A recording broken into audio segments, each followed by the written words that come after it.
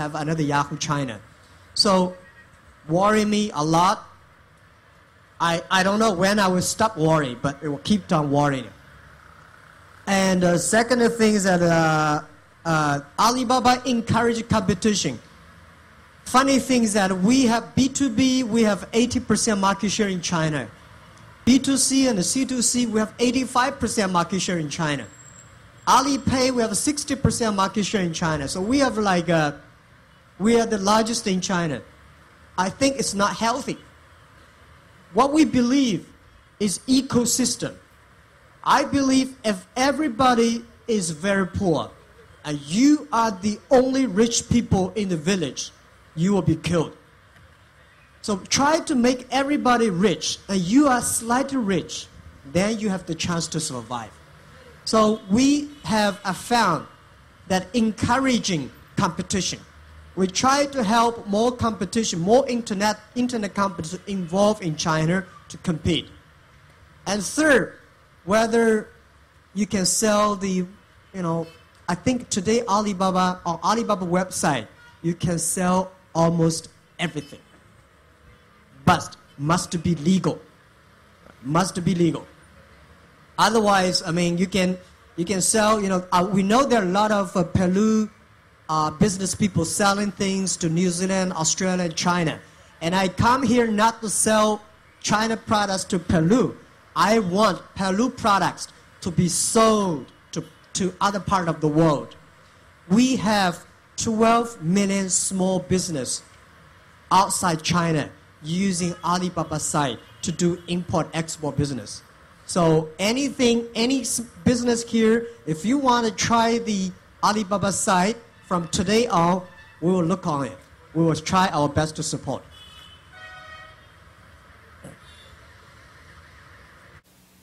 Jack, I have one question and two comments made by people as a way to thank you. The first question is how to do with the government has obstacles and taxes, and competition is not the problem, but the government is the problem. How to survive the state. Maybe your experience in China could be very valuable for us. There are two comments for you as well. One note that says 2 years ago I met you the first time you were here, and I was starting to export. I was 23 years old. With the help of your site. 2 years later, I'm going to be a speaker here, and I can just thank you. I'm exporting to 16 countries, and the funny thing is that most of my clients are Chinese. They are all over the world, actually. I hope that the people in my country can take advantage of Alibaba as I did in these 2 last years. This is a very good experience. This is a testimony. And the other note, and it's in English, and I'll try to translate it into Spanish. It says, Mr. Mac, thank you for changing our future. Thank you for that dream that you will able to make true. Thank you for making our dreams reality. There's nothing more beautiful than making that things that we were dreaming of become a reality. And thanks for being the person that make us think about our dreams. Thank you very much. Thank you very much. I'm proud that I'm an entrepreneur. And I'm proud I always keep my dreams. And I'm proud that these dreams I see on the street, on the forum, everywhere I go. Today, when I walking in China and Beijing, a lot of people came to me and shake hands with me because they all have dreams. They all have, small, medium-sized business. And I think no matter how old you are someday, when you're 70 years old, you still have a dream, say, I want to set up a new business. That means I want to have a new baby. I feel proud of that. So always keep that. How to deal with government? This is the toughest question I've ever seen, because this is the problem everybody face, every SME, every business face.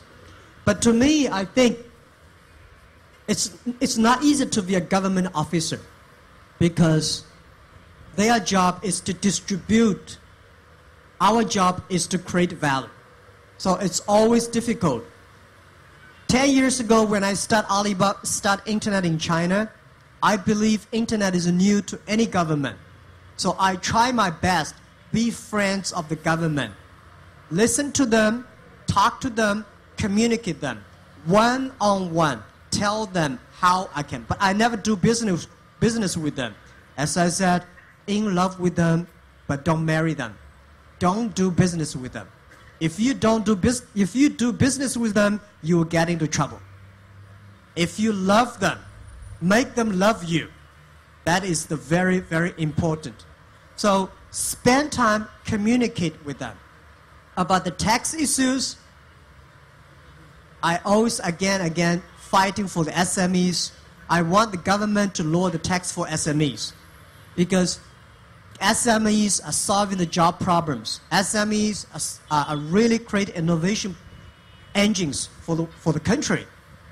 But as a business, I pay tax. And 5 years ago, I put the tax amount, the number of tax, the KPI into one of the KPI of the company. That make every employee feel proud. We are the taxpayers.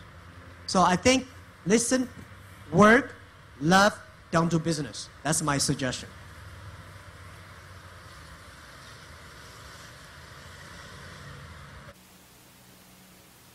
Jack, we have many more questions, but unfortunately, I've been informed that we have run out of time.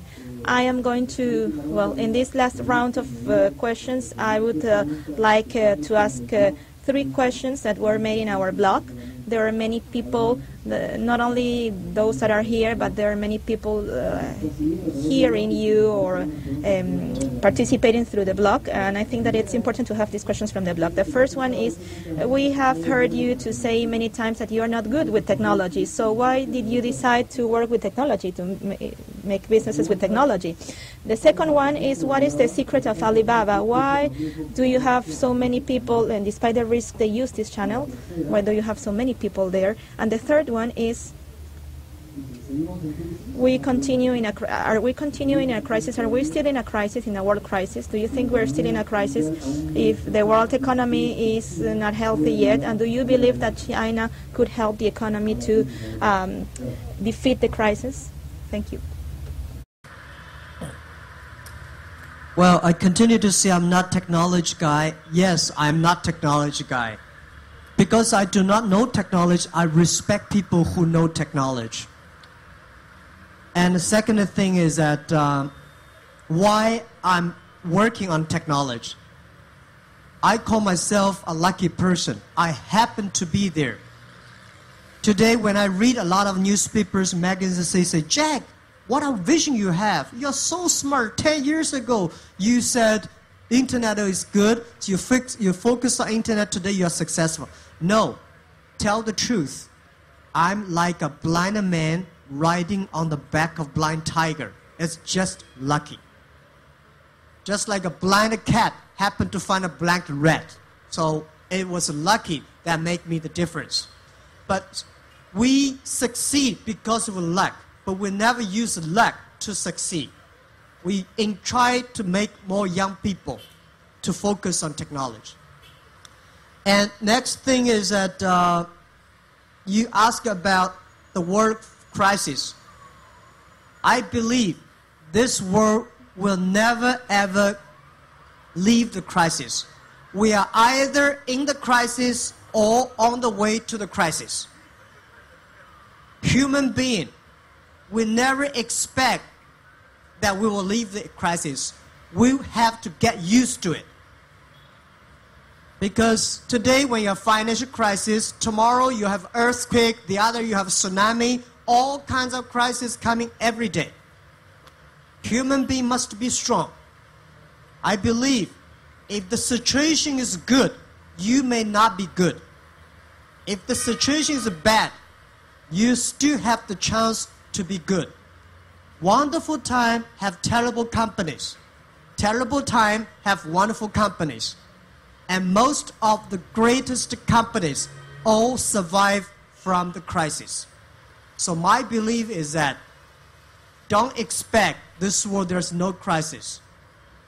And all the crises will be solved by us, by young people, by a dream. We are lucky that we may not be that rich. As I said, I never compete with Bill Gates, who is richer. But I will compete with him, who can make more people rich, who can help more people rich, who can create more to the society. And like any SME, you cannot make millions of people create jobs, but you can make those people work in your company, make them happy, make them feel honored, make them feel the human dignity that their life changed because of your dream. And their dream keeps on. That's what I believe is our life. And this is what good about small is beautiful. Thank you very much.